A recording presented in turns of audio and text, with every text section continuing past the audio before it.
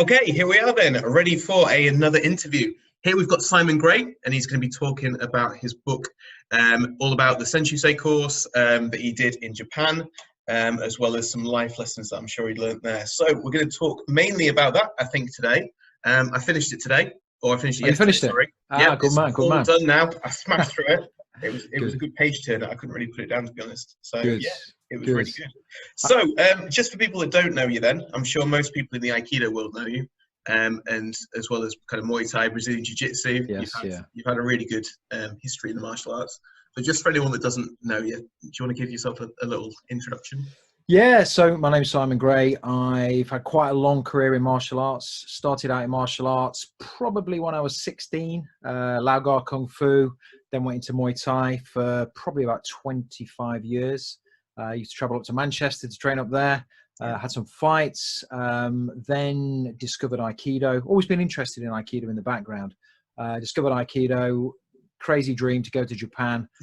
Sold my house, sold my car, got on a plane, got to Japan, did the Senshusei course, came back from Japan. Since then, I've spent most of my martial arts time doing Brazilian Jiu-Jitsu. So kind of packaged the whole thing together and lots of different experiences from all over the world. Fantastic. Okay, good. Let's talk about then briefly how you got started. Obviously, it's all in the book, so we don't want to give too much away because we want people to get the book. Yeah, so sure. It's very, very recommended by me. But yeah, how did you get started then, or why did you get started? Yeah, I went to quite a tough school, and I got bullied at school. And this school was pretty. You read about it in the book, but it was pretty tough school. And there was one guy in the school that nobody picked on, and this guy was called Adrian. He's a guy that did kung fu. He had this private kung fu teacher, came to the school, taught him kung fu. Everyone was terrified of him. So I thought, when I left that school at 16, I thought, if I want to do anything in life, I want to learn what he already knew, which is how I got into martial arts. Started out in Kung Fu, next to the Kung Fu school, in the recreation center where I trained, there was a Muay Thai school. Okay. So I kind of could hear the noise of kicking the pads and punching, kicking. And I thought, I'll go and investigate this Muay Thai because I wanted to do full contact. And that's how I got into Muay Thai. But basically, I got started in martial arts, probably very similar to a lot of people. Bullied at school. I wanted to find out how to look after myself. Perfect. Okay, good. Let's talk about your introduction to Aikido then, because obviously the book's mainly talking about the Senshusei course, the highs and the lows of that course, which we'll also introduce in a little bit. But yeah, why Aikido then? From going from quite a tough style, I suppose, where you said that you wanted to fight full contact. Muay Thai is probably one of the hardest styles of martial arts in terms of the training, the fighting, everything, and then you go to a softer martial art, I suppose, in terms of Aikido that's often portrayed that way. Yeah, I mean, a couple of things happened. I don't know whether to say this, but I will say it. When I was growing up, I used to watch the Steven Seagal movies. I used to think, what's this guy doing? He was doing something that nobody else was doing. So I kind of knew what Aikido was. When I was very young, I did judo. I remember going as a kid to an Aikido class, not really understanding what it was all about, but seeing people flipping and getting thrown. So a couple of things happened. One night, I was going out for a few drinks in town with my mate. Came around to my flat, and he said to me, "Hey, I've started this martial art, Aikido." And I'm like, "Oh, I know a bit about Aikido." And he said, "Grab my wrist," and he did this thing. It was Taina Henko-ichi, I know now, and kind of pushed me and unbalanced me, and I thought that's quite interesting. So he persuaded me to go to the Yoshinkan in Nottingham, where I started going. He stopped training, I carried on and took it to the extreme, which is, I guess, kind of my personality, to take things to the extreme. So that was kind of the introduction. The other thing behind it, Muay Thai, in Muay Thai terms, I was pretty old. I mean, I stopped training Muay Thai probably when I was 45. I'm 48 now. So I wanted to do something and find something that perhaps wasn't as difficult on my body, was less challenging on my body. And I thought Aikido might be the answer. Turned out I was wrong when I got to Japan, but at that time I thought it might be the answer. So that's how I got into it. Cool.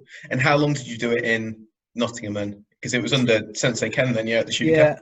I think that's when we first met. Yes. Yeah. Back in the day. So I started at the Yoshinkan with Sensei Ken, a couple of the other guys down there. Sensei Ken brought over a couple of guys from Poland. Sensei Seb, Sensei Michael, who brought a kind of different feeling to the school. Sensei Ken, great teacher, had a great time there, learned some incredible stuff. But these guys kind of opened my eyes to Japan and what might be going on in Japan. And I started to look. I read Angry White Pajamas, as I think everybody did. I read that Angry White Pajamas, and I thought, I'm going to investigate this Senshusei thing, and that's where that thing started. I got my black belt with Sensei Ken, but once I got my black belt in Nottingham, I kind of wanted to see what it might be like to get a black belt and have that experience in Japan. Hence the course. Yeah, cool. So do you want to give a quick summary then maybe of the course, the Senshusei course, that people aren't aware of, but it's often been hailed as probably the toughest martial arts course in the world? Yeah, people say that. People say it's potentially the toughest martial arts course. I don't know whether that's the case. The thing with the Senshusei course, and this is probably something I didn't appreciate, it's the length of time that you're on it. I mean, you're on it for 11 months, and there are a few breaks here and there, but pretty much you're in it 11 months. Even when you're not at the dojo, mentally you're still there, so you don't get a lot of break. And I was doing the course, then I was teaching English for Berlitz, so it was a 24-hour type existence. Sure. The Senshusei course, does it make you good at Aikido? I'm not convinced it does. Okay. It was originally started linked to the Riot Police course. It was the international arm that was trying to get people to go over to Japan, have an experience, and then go and export Yoshinkan Aikido around the world. What's interesting about my year is probably the majority of the people that I did the course with no longer training Aikido. Interesting. Which kind of defeats the purpose of what that course was really all about. Yeah, but for me, the Senshusei course, it wasn't really about Aikido in the end. And I say this in the introduction to the book, that this book is not about martial arts. It is about martial arts, but I got something much deeper and much more important from the course. And I did the course 13 years ago. In deciding to write the book, I've contacted most of the people I did the course with, and interestingly, what they've told me is very much the same, that a lot of them don't do Aikido anymore, but what they got from the course was something much, much deeper. Okay, fantastic. Good. Had you ever been to Japan before? Was that the first time when you went there? So it was truly a case of diving in with both feet and I'll tell you what, I got on the plane. I've been to Thailand. I trained in Thailand, Thai boxing. I've been there 4 or 5 times. So I kind of knew, the Asian culture a little bit. And I read a book called Culture Shock Japan before I went. And I remember in the front of this book, it said, remember in Japan, that Japan is not for you, it's for the Japanese. And that was kind of wow, okay. On the plane out there, I mean, I was pretty nervous. I was going to Japan, a strange country, for a long period of time. Potentially at that point, signing up for the course, hadn't quite made up my mind whether to do. I was going to do the Ippan regular classes first. And I remember seeing on the plane, they played a video. It was on the TV on the back of the seat. It was Discovery Channel, and it was filmed in the Yoshinkan Hombu dojo. And some of the characters that I ended up meeting and training with were on that video, and it kind of just spurred me on and gave me that encouragement that actually I can get to Japan, I can go to the Hombu dojo. All I've got to do is get there and find it, and then I can make the decision whether to do the course or not. Yeah, definitely. Okay. What was the time then that you decided, yes, I'm going for it. I'm going to sign up. I've now committed the next year of my life towards the Senshusei course. When was that? That moment happened in Japan. I was pretty serious about doing it. Otherwise I wouldn't have gone. But what happened on the mats in the Hombu dojo at Ochiai, you would have the Ippan, the regular students, at one side of the mats, and then the other side of the mats in the morning, the 8:30 class, you would see the Senshusei train.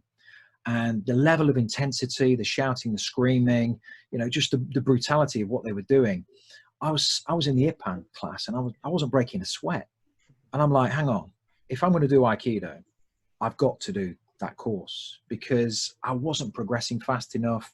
I didn't feel it was intense enough for me. I'd come from, Muay Thai.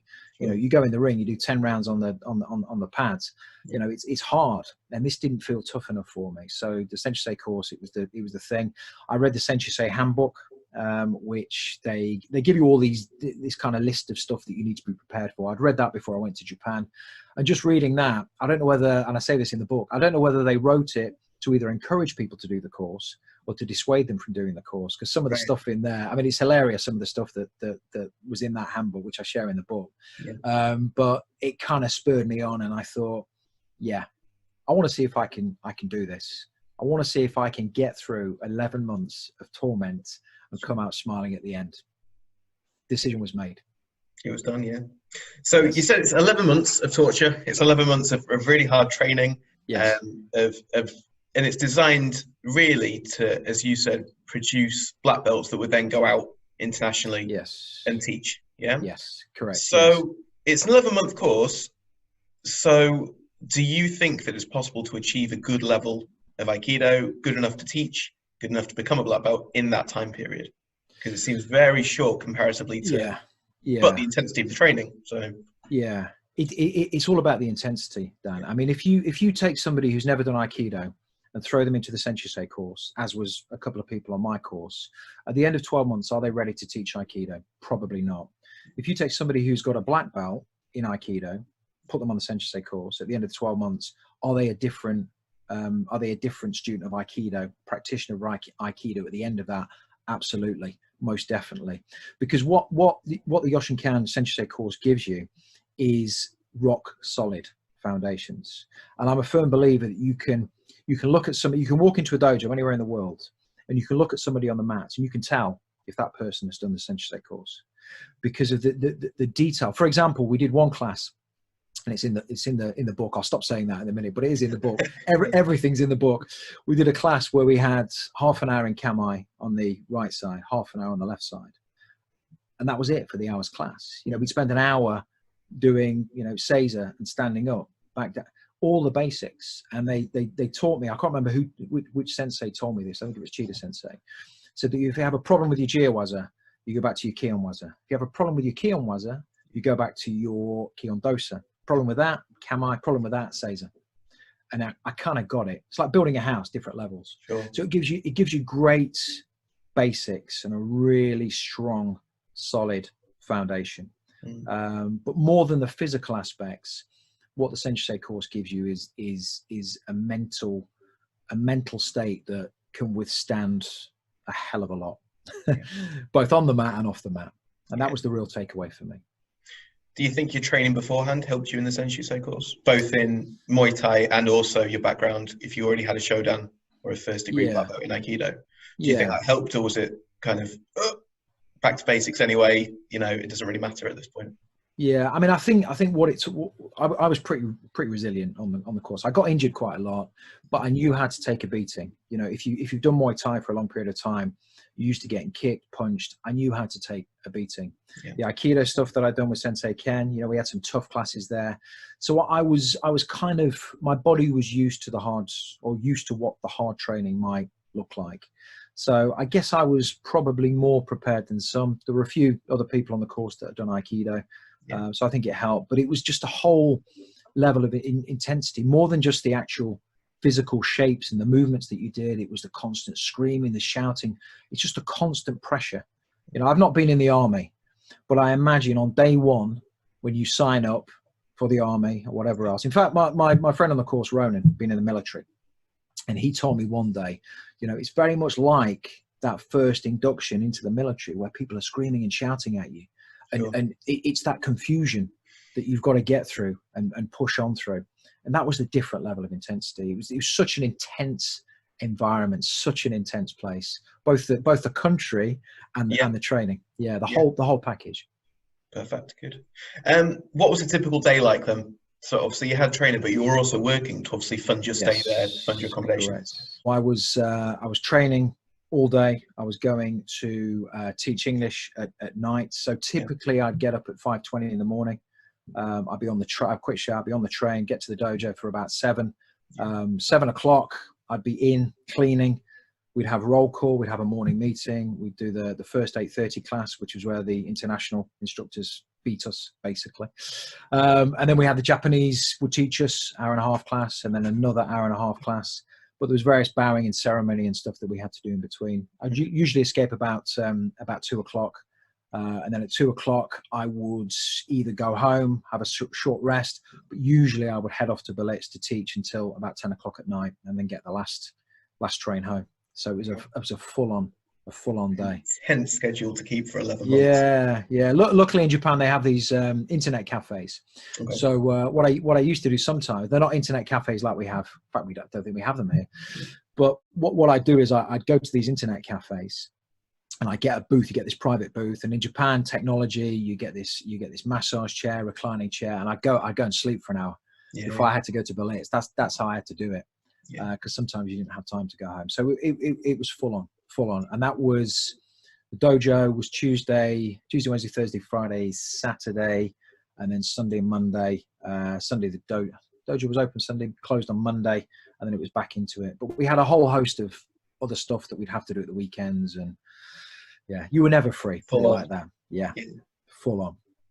Let's talk about some of the stages then that the Senshusei go through. So it's broken into 4 stages. You had the 11 months. Yes. So Daiichi, Dai-Ni, Dai-san, Dai-yon. Correct. So Dai-san is the black belt test. Is that correct? Yeah, Shodan test. Yeah, so, that was the longest phase.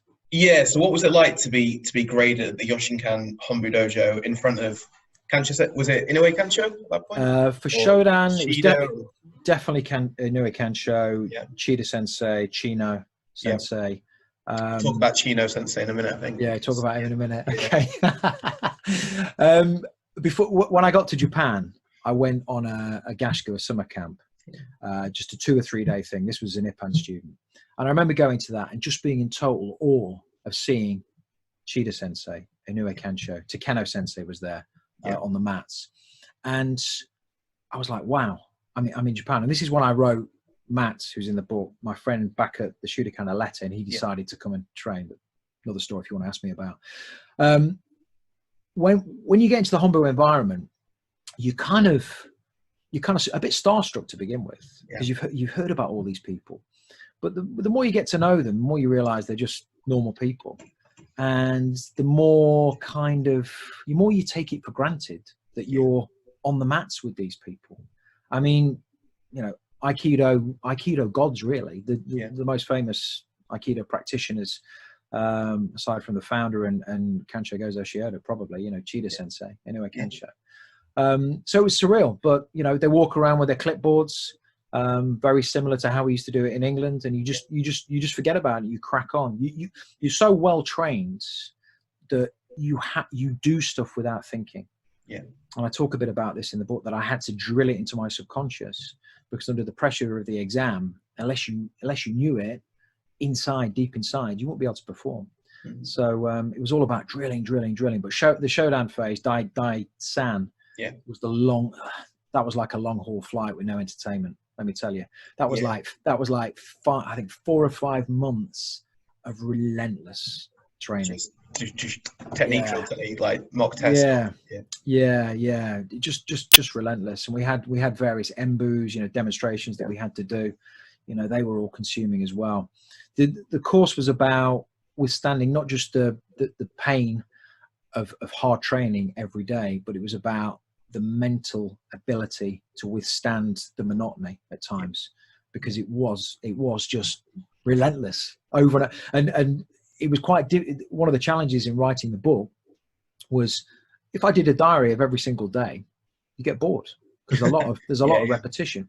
So what I've done is extract various different stories that illustrate a certain part of the course, and then told that story. So you are reading what pretty much in as much detail probably as ever has been written as to what that course is about, without realizing that you're necessarily on that chronological journey.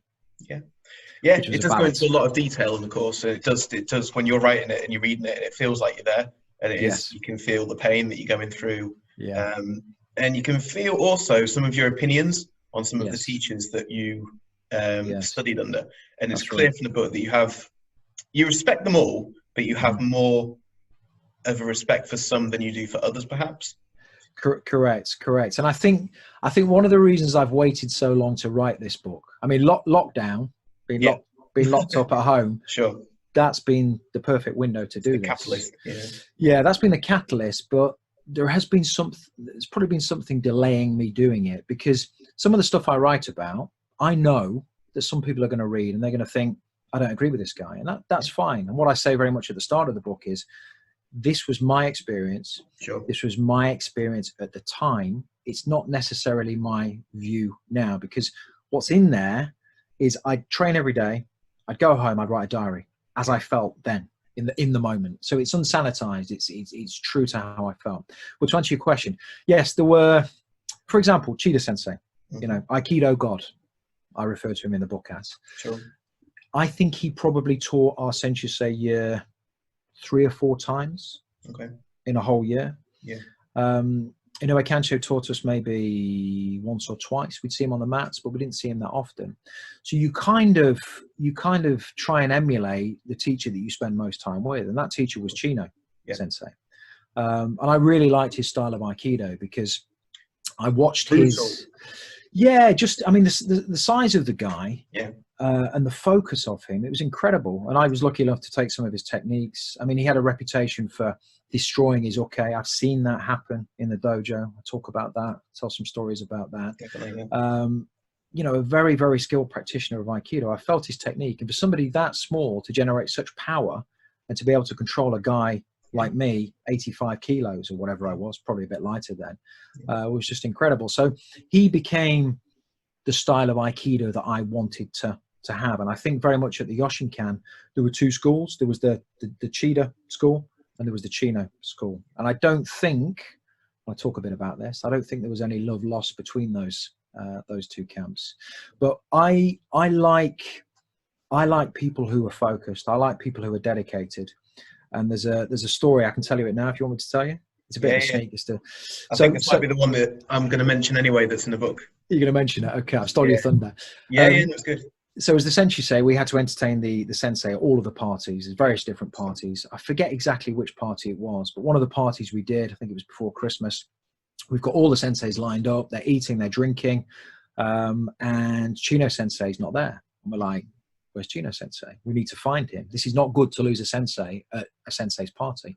Yeah. So we look all around the Hombo, and we find out that he's actually sat in the kitchen, the sensei's kitchen, and he sat there on his own watching old VHS clips of Kansho Gozo Shioda at a party. Now, to me, that is a guy who is dedicated. That is a guy who is extreme at what he believes in and what his mission is in life. And I had massive respect for that. I know he gets a bad press. He's had a bad press, I think, maybe recently. I don't get into all that politics of the Yoshinkan, but I know there are politics. But all I can talk about is my experience of him, how he treated me, how he treated the Kokusai, the international students. I found him very gracious, very skilled, and very dedicated. And to me, that's impressive, very impressive. Perfect, good. Yeah, that was the one that I was going to mention as well. I think that just showed the level of dedication, isn't it? Of just, I watching him. He was known as a bit of a breaker, though, of like the bone setter, and just, very difficult. So what's your thoughts on that? Because in the relationship of Aikido, you've got the shite and you've got the uke. Yeah. And in a way, the uke is kind of at the mercy of the shite, because you give your body to them and you kind of go, all right, well, I'm going to attack you. And it's ritualized in a way, because it's not a fight, it's a demonstration, and you go, okay, well, I'm going to attack you at this point, in this way, at this time, you know what's coming. Yeah. And yet still certain individuals, and I've been on the end of it before, and I'm sure you've been on the end of it before. I definitely have, I definitely have. Will take liberties with that and crank something a little bit harder, or do something that's just a bit of a dick move sometimes. And it's like, okay. So what's your thoughts on that? And did you experience, I'm sure you did experience it during Senshusei. We experienced it a lot with the Ippan students. So we would find that, and I talk about this as well. I'll stop saying that. It's all in the book. I'm not trying to sell the book, but it is all in the book. We would find that when we went on the summer camps, or when we spent time in the Saturday morning classes where we shared a class with the regular students, that they would sometimes try and take liberties with us. And whether it was kind of this badge of honor, hey, I cranked it on a bit hard with the Senshusei, or they just thought we could take it. From my perspective, that wasn't okay. And we formed this very, very close, like, band of brothers and one sister. There was 12 guys, one girl. We formed this tight unit. If anyone messed with any of us, we would seek and destroy and make sure. Send in Lloyd or Ronan, send in either of those two. We would seek and destroy and make sure that student knew that taking liberties wasn't, because bearing in mind my background, where I come from, I got bullied at school. I don't like bullies, and if somebody bullies somebody else, then we're going to put it right. So we did that. We're a very, very tight unit. But to answer your question about the shite-uke relationship, coming from a striking background, I always found that quite difficult to get my head around. And To be honest, have I got my head around it to this day? I'm not 100% sure. Aikido is a dangerous martial art in the wrong hands. And the shite-okay relationship, in my view, is about practicing the techniques in a controlled manner to understand somebody else's body mechanics, so that you can then take your understanding to apply that technique properly if you needed to do that. But I did see instances where, you know, for example, there's one instance where I was okay for shite. I'm not going to mention who it is, but I was okay. And I'm running in with a Shomanuchi strike, an overhead strike, or was a Yokama strike, one or the other. And the shite just chops me across the side of the head, you know, here. And I'm like, well, hang on a minute, mate. You know, if we're going to play that game, I've got some Muay Thai I can pull out the back. And trust me, I'm very happy to do it. So for me, that was overstepping the mark. Sure. But you've got to feel the technique. You've got to experience what the technique feels when it's put on properly. And for me, and this is in Aikido and also in Brazilian Jiu-Jitsu now, I learn most as okay. Yeah. Because you feel the sensei's or the instructor's technique. So I always want to be okay, but not when people take liberties. Yeah, definitely. That passed down as well then. So we'll talk a little bit about the Sewanin. The Sewanin, yeah. Sewanin, yeah. Yes. And you've had your ups and downs with them. It's in the book. There was two. So it was Graham and Malik. Malik, yes. Yep. Yes. And Malik especially was a bit of a rocky road. They were kind of like good cop, bad cop. Right. Yeah, they were like good. And I've been in touch with both of them since basically what happened. I wrote the book and then I contacted everybody and said, hey, I've written a book, which has given them an opportunity to come back to me and talk to me about stuff. And both of them have been very, very gracious. They looking back on it now, they had a job to do. Yeah. And I say this right at the end of the book, despite whatever I say about the Sewanin, they did, and it happened because I wrote it down. So I know. Yeah. But why did they do it is the more important thing. And if I'd have gone and done that course and there was no hardship, there was no struggle, I'd have got to the end of the course and I'd be Senshusei, but I wouldn't have experienced what it meant to be Senshusei.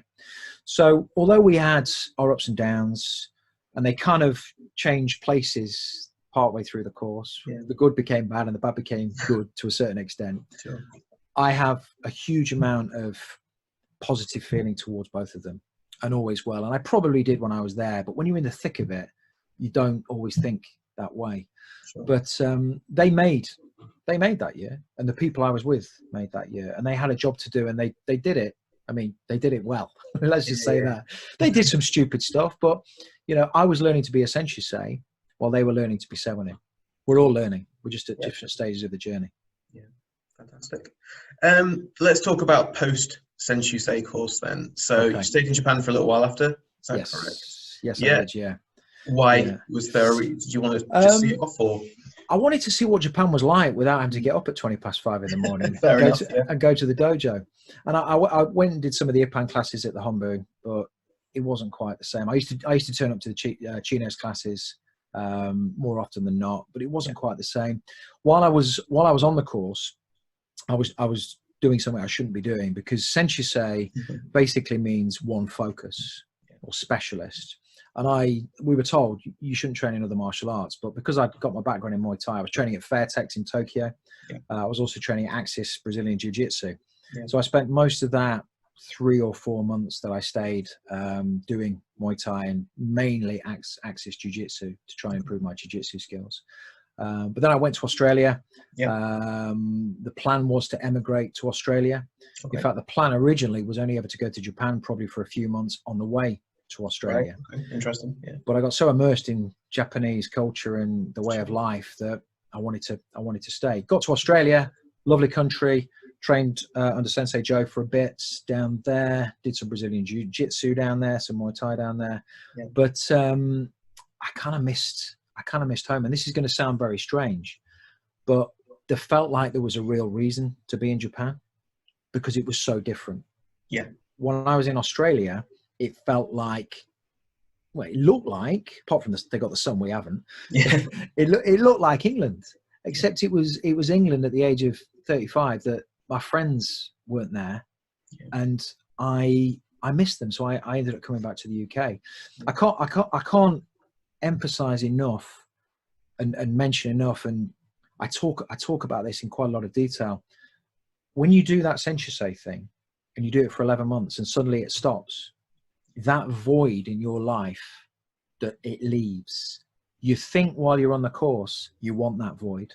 Yeah. But when you get it, all you want is to be back there. Back in it, yeah. You want to be back in the game. And one of the last chapters in the book is called Bittersweet.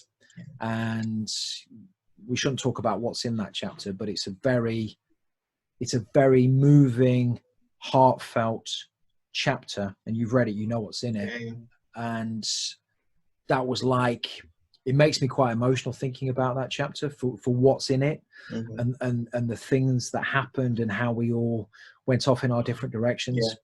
So yeah, it left a massive void. And to be honest, mate, I was lost. I'm a 35-year-old man. Yeah. Lost. Yeah. Mentally strong, physically strong. Didn't know what I was doing. Didn't know where I fitted. Didn't know what I wanted to do. And through trial and error, I eventually got myself back on track. But I would say I was in the wilderness for like 3 or 4 years after that course. Yeah, yeah. Probably similar to people coming out of the army, people who've had a boxing career who suddenly retire. They don't know what to do or where to put their energies. I felt very much like that. Yeah. What do you think the Senshusei course has given you now then, looking back, after writing the book and things like that? What's it given you that you think you couldn't have got from training maybe at somewhere else, or training in a different way, or training in anything really? I think it's the defining moment of my life. Okay. I think it's the one thing I will look back on that I can say, wow, what an experience that was. What's it given me? It's given me a way of thinking and being that I think is quite different from other people, apart from my other Senshusei people, because I push forward in life now. I don't see obstacles. I don't whinge. I don't whine. I just either do something or I don't. Yeah. And I think we all face challenges in life. We're all going to get challenged. We're in a challenge now, right now, with coronavirus. But it's how you decide you're going to turn up and meet those challenges. And Senshusei prepares you, I think, for any challenge life can throw at you. It makes you mentally strong. It gives you the resilience and the belief in yourself, because you've been through something so difficult that you can get through anything. And that's important. The other thing it's given me is an incredible brotherhood of people that I met on the other side of the world from all over the place. And you know, for example, since giving you the proof copy of the book to have a look at, I've had back and forth conversations on a daily basis with Ronan, who was one of my closest friends on the course. I never would have met him. He's from Israel. He came into Tokyo. We became really good friends. Yeah. I would never have had that connection with different people from different places in the world. And 13 years after I've spoke to some of these people, we are back in touch now like it was yesterday. Yeah, yeah. It's amazing. Amazing. Oh, very cool. Yeah. Why did you stop Aikido then? Because you're not training it now. You've gone to Jiu-Jitsu now. Yeah. You've gone to BJJ. So why stop after this 11 months of hardship and doing this thing at the Hombu, which is the Mecca for Yoshinkan Aikido practice? It is. And then the Senshusei course, which is, you know, probably the top, the top level of respect probably in the Yoshinkan as well, in terms of if you're a student. If you complete that, is, you know, a good mark of respect. Yes. You come back and now you do Brazilian Jiu-Jitsu. Yeah, it's a good question. And I have thought long and hard about this, because I knew you were going to ask me this, and I have thought long and hard about it over the years. And I think the answer to your question is this: when you've had the highest high, anything else that doesn't get you to that highest high is not quite the same. And since the course, I trained with some fantastic teachers, learned some incredible things in Aikido, but I can never quite recreate the high of what it was to be in Japan on the mats at the Hombu Dojo. So that's one reason. The second reason is Aikido, I don't believe is that good for your body in the long term. In our particular year, we had a class called Zagaku, which is, it basically means sit and learn. And we did this every week. And this was a 30, 40-minute Seiza class. Now, I know you've sat in Seiza, and hopefully, well, I'm not going to say hopefully, I'm sure other people watching this have sat in Seiza. But we would sit in Seiza to the point where your legs fell asleep. The pain. I've seen, you know, my colleagues crying on the course in pain from the pain in their legs. And the course did do irreparable damage, I think, to at least one of my knees. Yeah. And training back in the UK, what I was finding is I still wanted to train with the same intensity of Senshusei, but I couldn't get to my feet as fast. Sure. I would have to spend a day recovering afterwards. And I thought, long term, Aikido is not good for my body. I got what I wanted from Aikido, I think, which is this. Yep. Mental strength and understanding of body mechanics. Yep. Jiu-jitsu is much kinder on my body. Okay. So I think I can do that until the day I die, hopefully. But I don't think I could say the same for Aikido. Fair enough. Brilliant. So when is the book out then, Simon? Tell us. So the book is out. Speak about the book now. There you go. Officially. That's the proof copy. So the book is out on the 1st of July. It's available to pre-order now on Amazon.co.uk. It is just in the final throes of edits. The version that you've seen, I will send you a new version. Your version is probably about 85% of what it's going to be. There's various bits being added and fine-tuned. But it'll be out on the 1st of July, Amazon worldwide. Very excited to see the response. Are people gonna relate to it? I hope so. Are people in Aikido going to be interested in it? I hope so. I got my wife's friend to read it. She's nearly through it, and she's never done martial arts in her life. And she phoned us up last night. She said, I'm really enjoying it because, yes, it is set in a martial arts school, but it's about so much more than that. And what I wanted to do, and if you look at the cover, what I wanted to do, it's not called, Senshusei course. It's got a picture of me with a black belt. That's the only clue. It's about martial arts. It's a true story about the courage to stand up, keep going, and never give in. And that, to me, was what Senshusei was all about. So 1st of July, unless you want to pre-order. Cool. Yeah, fantastic. So thank you very, very much for speaking to us. My pleasure. Enjoyed it. I highly recommend the book. As I said, I finished it in a couple of days. So yeah, it hooks you in. It's very good. You're a fast reader. That's 166,000 words there. You've done well. You've done well. Yeah, it was very good. So yeah, thank you very much, Simon. All right. Perfect. Cool. Thanks, Dan. Take care. Take care. You. Bye. Bye-bye.